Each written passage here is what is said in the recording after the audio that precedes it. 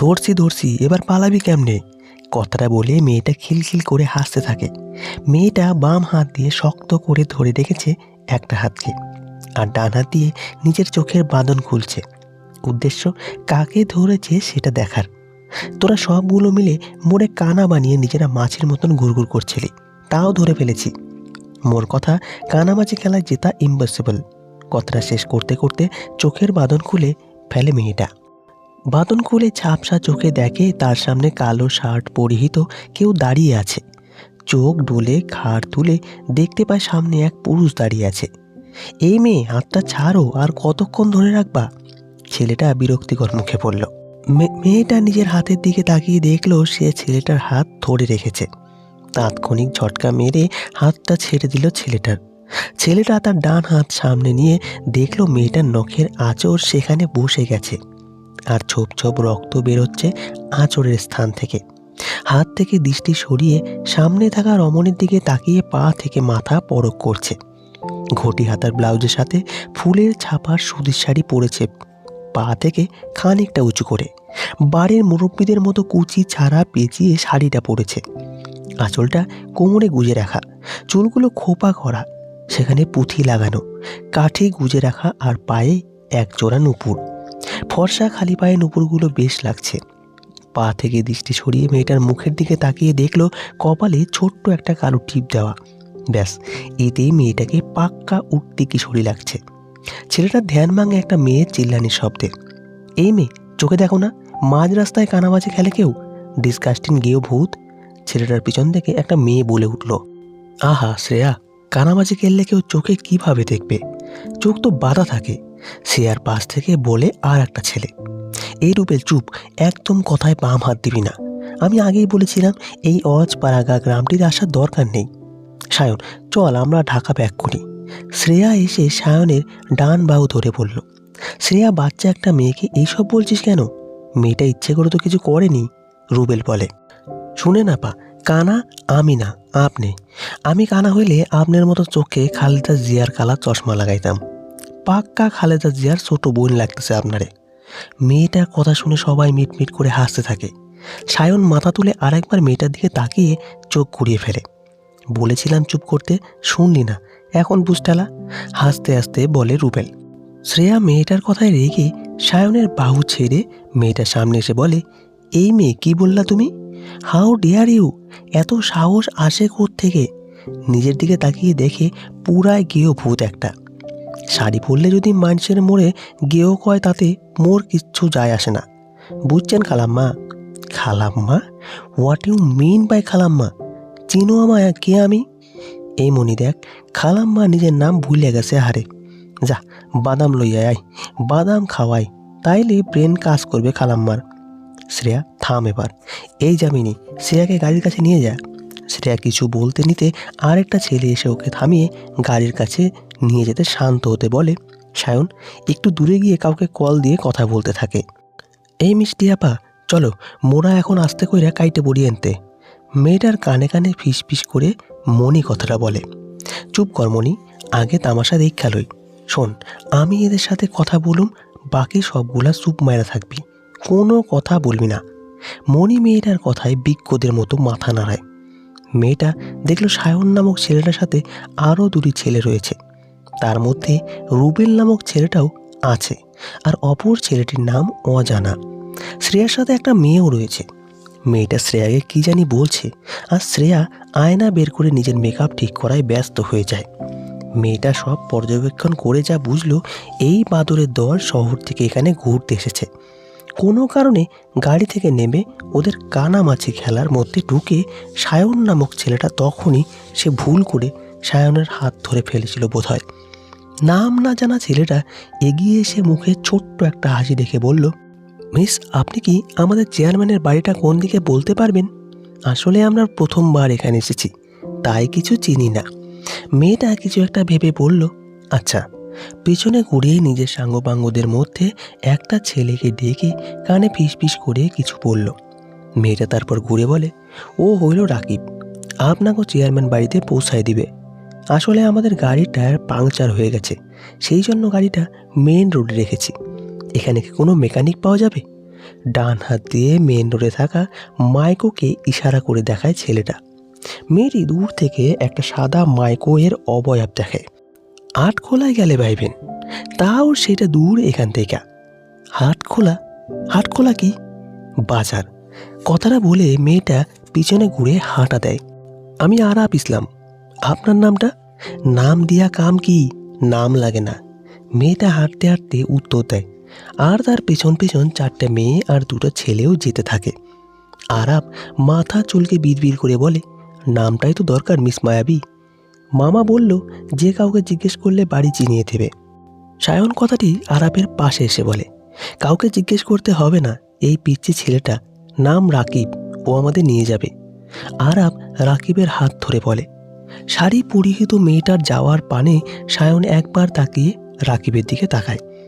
গাড়ির টায়ার মনে হয় আমাদেরই পাল্টাতে হবে, মেকানিক পাবো বলে মনে হয় না। গাড়িটা থাক, পরে একটা ব্যবস্থা করা যাবে। বাকিদের ডাকতে হেঁটেই যেতে হবে বাকি পথ, কথাটি সায়ন বলে। ওকে চল তাহলে যাওয়া যাক, বাকিদের ডেকে আনছি আমি। কথাটা বললে আরাপ রাকিবের হাত ধরে গাড়ির দিকে হাঁটা দেয়। চেয়ারম্যান বাড়িতে এসে সবার অবস্থা খুবই খারাপ হয়ে যায়। অর্ধেক রাস্তা হেঁটে আসার পর রাকিব জানায় বাকি রাস্তাটা কাঁচা, তাই তাদের খুব সাবধানে যেতে হবে। 10 মিনিট হাঁটার পর ওরা দেখতে পায় বিশাল একটা সাঁকো, যেটা পার হতে গিয়ে শ্রেয়া এবং যামিনীর অবস্থা খারাপ হয়ে যায়। হাই হিল পরে শ্রেয়া সাঁকো পার হতে গিয়ে নর্দমায় পড়ে যায়। ফলাফল পচা পানি দিয়ে আদা গোসল হয়ে যায়। রুবেল হাসতে হাসতে শ্রেয়াকে নর্দমা থেকে উঠায়। সায়ন গম্ভীর মুখে শ্রেয়াকে 2-4টা ঝাড়ি মারে। চেয়ারম্যান বাড়িতে যখন সকলে প্রবেশ করে, বাড়ির সকল মুরব্বীদের দৃষ্টি শ্রেয়ার দিকে যায়। শ্রেয়াকে দেখে সবাই নাকে হাত দেয়।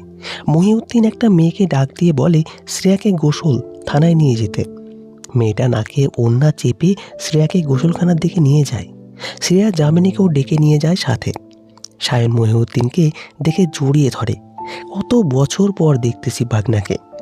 মামা বাড়িকে তো ভুলেই গেছো, মামাদের থেকে কি চাচারা বেশি আদর করে নাকি, যে মামাদের খোঁজ খবরই নাও না?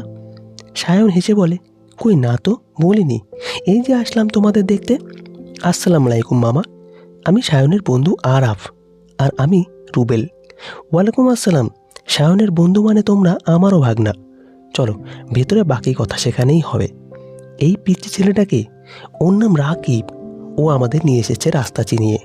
আরাপ জবাবটি দেয়, ও আচ্ছা, ওকেও নিয়ে আসো ভিতরে। কথাটা বলে মহিউদ্দিন সায়নকে নিয়ে বাড়ির ভেতরে যায়। পেছন পেছন রুবেলও যায়। রাকিব যেতে নিলে আরাপ ওকে টেনে ধরে। তোমার ওই আপুটার নাম কি? আরাপের প্রশ্ন। কোন যাইব না, নিষেধ আছে। মাথা চুলকে জবাব দেয় রাকিব। বললে তুমি যা চাও তাই দিব, লাগতো না আমার কিছু। আচ্ছা 500 টাকা দিব, এবার বলো। ছি ছি, আপনি আমাকে লোভ দেখান, লোভ করা মহাপাপ, আপা বলছে। কথাটা বলে রাকিব আরাপের হাত ছেড়ে বাড়ির ভিতরে চলে যায়। আরাপ হতাশ দৃষ্টিতে চেয়ে রইল। এর মধ্যে শ্রেয়ার চিৎকার কানে আসলে দৌড়ে সেদিকে গিয়ে দেখে শ্রেয়া কাদায় বসে কাঁদছে। কি করে কি হলো? আরাপ যামিনীকে জিজ্ঞেস করে। চাপ কল আর টিনের বেড়া দেওয়া গোসল করে শ্রেয়া গোসল করতে চাইছিল না। ও চাচ্ছিল ভালো বাথরুম, সেই জন্য রেগে সেখান থেকে বের হতে নিলে পা পিছলে কাদায় পড়ে যায়। শোন শ্রেয়া, এটা গ্রাম, আর এখানে শহরের মতন সব পাবি না, তাই সিরিং ক্রিয়েট করিস না। বেড়াতে আসছি আমরা, একটু ভদ্রভাবে কদিন থাক। শ্রেয়া কিছু বলতে নিলেই আরাপ স্থান ত্যাগ করে। আরাপ বাড়ির ভেতরে এসে দেখলো লোকে গিজ গিজ করছে। চেয়ারম্যানের ভাগনা আসছে, সেটা দেখতে এখনই আশেপাশের মহিলারা ভিড় করেছে। সায়নের নানা সামনের রুমে একটা চৌকিতে আঁচ শোয়া অবস্থায় খোশ গল্পে মেতে উঠেছেন, তার সামনে থাকা চেয়ারে বসা 2টো লোকের সাথে। সায়নের থেকে যতটুকু শুনেছে, সায়নের মামারা 2 ভাই, আর সায়নের মা তাদের একমাত্র বোন। 2 ভাইয়ের মধ্যে যত ঝামেলায় থাকুক, সায়নের মাকে তারা খুব ভালোবাসে। সায়নের নানা অসুস্থ হওয়ার পর বড় মামা নির্বাচন ছাড়াই চেয়ারম্যানের আসনে বসেন। এইটুকুই সায়নের কাছ থেকে শুনেছে আরাপ। সায়নের নানার বাড়িটা আগের দিনে জমিদারদের মতো বিশাল। প্রথমে বাড়িতে ঢুকতে বসার রুম রয়েছে। বসার রুম পেরিয়ে গেলে উঠানের মতো ছোট জায়গা রয়েছে, সেখানেই 2 তলার ওঠার সিঁড়ি রয়েছে। সিঁড়ির ডান পাশে 2টো ঘর রয়েছে। আর বাম পাশ থেকে মহিলাদের কথার শব্দ আসতে থাকে। আরাব বুঝে সেখানে বোধহয় রান্নাঘর। সিঁড়ির সামনে দাঁড়িয়ে আরাব বুঝতে পারছে সায়নরা কোথায় আছে। যেই মেয়েটি শ্রেয়াকে কলপাড়ে নিয়ে গিয়েছিল সেই মেয়েটাকে দেখে আরাব ডাক দেয়। মেয়েটা আরাবকে দেখে তাড়াতাড়ি মাথায় কাপড় দেয়। সায়নরা কোথায় বলতে পারবেন? মেয়েটা হাত দিয়ে ডান পাশের একটা রুম দেখিয়ে দৌড়ে চলে যায়। আরাব প্রথমে একটু অবাক হলেও বিষয়টা স্বাভাবিকভাবেই নেয়। তারপর মেয়েটার বলা রুমের দিকে এগিয়ে যায়। রুমে গিয়ে দেখে সায়ান ফোন নিয়ে ব্যস্ত আর রুবেল ছেলেটার সাথে কিছু নিয়ে কথা বলছে। কিরে, ফ্রেশ না হয়ে রুমে এসে শুয়ে পড়লি?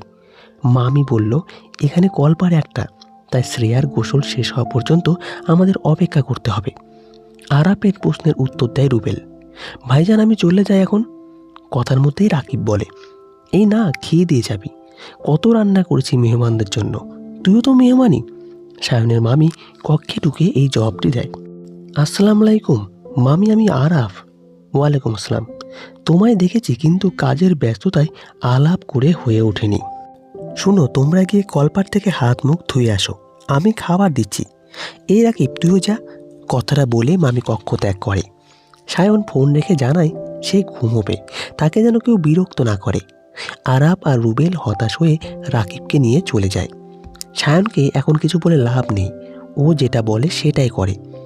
আপা আপনার মতো হতে চায় বড় হয়ে, আপনাকে কি যে আমার ভালো লাগে। মেয়েটা হেসে বলে, আমার মতো হতে হবে না, তুই আমার থেকেও অনেক মেধাবী, বড় হয়ে অনেক বড় কিছু হবি। কারেন্ট নেই তাই কুপি জ্বালিয়েছি মনে। কুর্তিটা ঠিক করে চুলগুলো পিনুনি করে বিছানায় বসে মেয়েটা টেবিল থেকে চশমাটা নিয়ে চোখে দিয়ে মনির দিকে তাকিয়ে মুচকি হাসি দেয়। এর মধ্যে একদল পিচ্চি প্রবেশ করে ঘরে। রায়দা আপা, আয়সা পড়ছি আমরা। বদ সবগুলা, কোন চ্যাপ্টার বুঝতে চাচ্ছিস জলদি বের কর। এই মনি, রাকিব কোথায়? চেয়ারম্যান বাড়ি থেকে আসেনি এখনো? না তো, সেই যে গেল, খবরই নাই কোনো। রায়দা ভাবনায় পড়ে যায়। এর মধ্যে রায়দার নানি আসে গরম চা নিয়ে। রায়দা, নে চাটা খা, আমি পাশের বাড়ি গেলাম গল্প করতে। মনিদের পড়া হলে আমাকে ডাক দিস। এই ভরা সন্ধ্যায় তোমার যেতেই হবে। আরে মালেকার মাইয়ার বিয়ে ঠিক হয়েছে, একটু পাত্রের খবরটা শুনে আসি। মারিয়া কোথায়? সেই যে বিকালে গেল, এরপর কোনো খবরই পেলাম না ওর। পাশের বাড়িতে আছে, ওরে নিয়ে আসুন, চিন্তা করো না। কথাটা বলে রায়দার নানু মাথায় কাপড় দিয়ে বের হয়ে যায়। রায়দা পোলাপানগুলোকে পড়াতে থাকে। ঘণ্টাখানেক পর রাকিব দৌড়ে বাড়ির ভেতরে প্রবেশ করে আর হাঁপাতে থাকে। রাকিবকে এভাবে দেখে রায়দা জিজ্ঞেস করে, কিরে, কি হয়েছে? হাঁপাচ্ছিস কেন? ওরা আসতেছে আপা। কারা? রাকিবের জবাবের পূর্বেই এক পুরুষ ঘরে প্রবেশ করে। রায়দা অপ্রস্তুত হয়ে পুরুষটার দিকে তাকায়। কুপির আবছা আলোতে দেখে ঘোলা চোখের এক ফর্সা পুরুষ তার সামনে দাঁড়িয়ে আছে। গায়ে তার কালো রঙের টি শার্ট, পরনে কালো জিন্স। রায়দার মনে হলো ছেলেটা তার থেকেও ফর্সা। কালো রঙে পুরুষটাকে আরো বেশি সুদর্শন লাগছে। রায়দা বিড়বিড় করে বলল, ছেলে মানুষ এত সুদর্শন হওয়া বড় অন্যায়। তুমি এখানে কে তুমি, আর এই বাড়িতে কি করছো? রায়দার ধ্যান ভাঙে গোলা চোখের পুরুষের কথায়। মনি রায়দার কানে ফিসফিস করে কিছু বলে, এতে রায়দার গলা শুকিয়ে আসে। এবার ফেসে না গেলেই হয়, বিড়বিড় করে বলে রায়দা। এই মেয়ে, জবাব দিচ্ছ না কেন? বিড়বিড় করে কি বলছো? বিরক্ত হয়ে সায়ন প্রশ্ন করে, আমাকে কিছু বলছেন? রায়দা নিজের দিকে ইশারা করে বলে, স্টুপিড মেয়ে, এখানে তুমি ছাড়া আর কে আছে? কেন, মনি আছে, রাকিব আছে, আরও বাচ্চারা আছে, ওদের তো বলতেই পারেন। তোমার কোনো মাথায় সমস্যা নাকি? আমার কেন মাথায় সমস্যা হবে? সমস্যা আপনার। যাকে চেনেন না জানেন না তুমি তুমি বলছেন, আবার তারই বাসায় এসে তাকে অপমান করছেন। ওয়েট, এরা মাস্টার বাড়ি না? হ্যাঁ তো, মাস্টার না তোমার কি হয় সেটা আপনাকে বলবো কেন? আপনি এক্ষুনি বেরোন এখান থেকে। কথাটা বলে বিছনা থেকে উঠে সায়নের সামনে দাঁড়ায় রায়দা। সায়ন ভালো করে খেয়াল করে দেখে বিকালে যে মেয়েটাকে দেখেছিল সেই মেয়ে আর এই মেয়েটার চেহারায় মিল আছে, কিন্তু সাজসজ্জা আর কথা বলার ধরন সম্পূর্ণ আলাদা। সামনে দাঁড়ানো মেয়েটা একটা আকাশি রঙের কুর্তি পরে আছে, সাথে ধুতির সালোয়ার। চুলগুলো বেনি করা, বেনিটা বেশি বড় না, সায়ন আন্দাজ করলো মেয়েটার চুল পিঠ পর্যন্ত, কিন্তু বিকালে খোপা দেখে মনে হয়েছিল চুল আরও বড় হবে। কপালে কিছু কাটা, চুল ঘামে লেপ্টে আছে, চোখে কালো রঙের চিকন ফ্রেমের চশমা।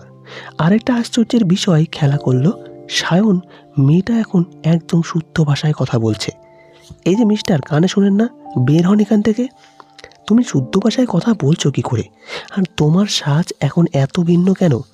রায়দা ভুরুকুচকে জবাব দেয়, ফর ইওর কাইন্ড ইনফরমেশন, আমি এভাবেই কথা বলি জন্ম থেকে, আর এভাবেই সাজগোজ করি।